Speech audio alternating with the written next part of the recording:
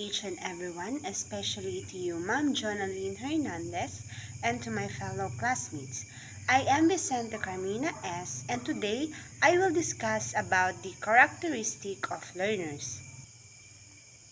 Characteristic of learners is one of the most important data that we must have when planning training sessions. In CBT, or the competency-based training, we consider individual differences in training because CBT is self-paced. The design of training and instructional materials should therefore suit characteristics of each trainee.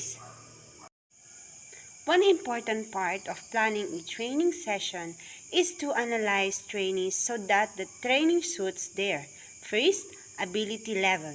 It refers to an individual's skills, competence, or proficiency in a specific area. Second, learning styles or preferences.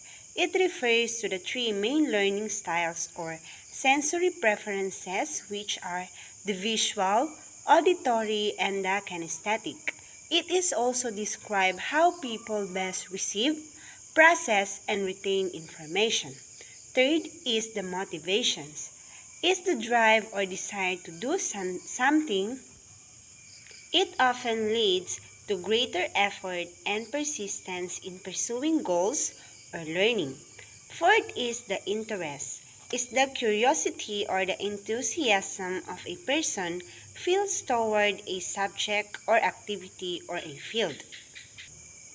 It is important to note that A. One of the key features of competency-based training is that it is customized and personalized.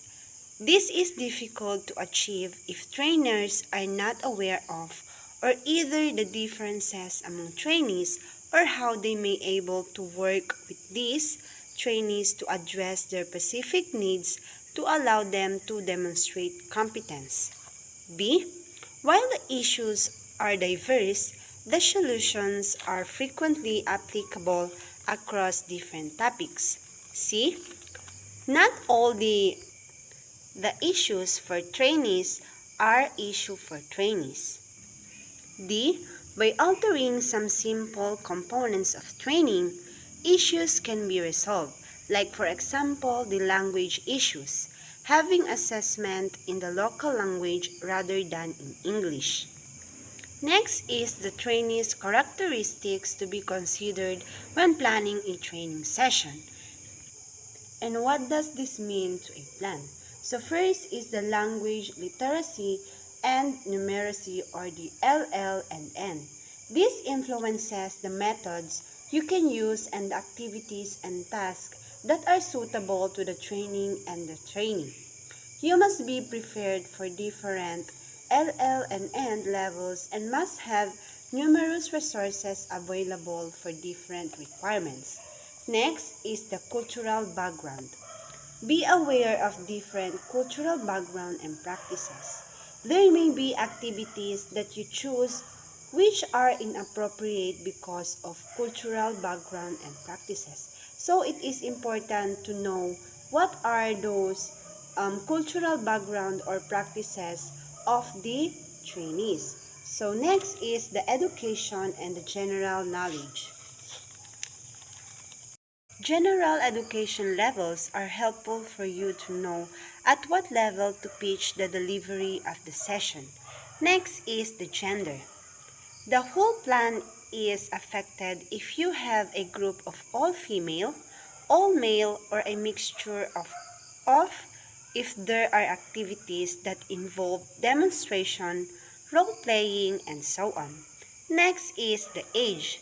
Age can affect the plan depending on what is delivered, how is delivered, and at what pace it is delivered.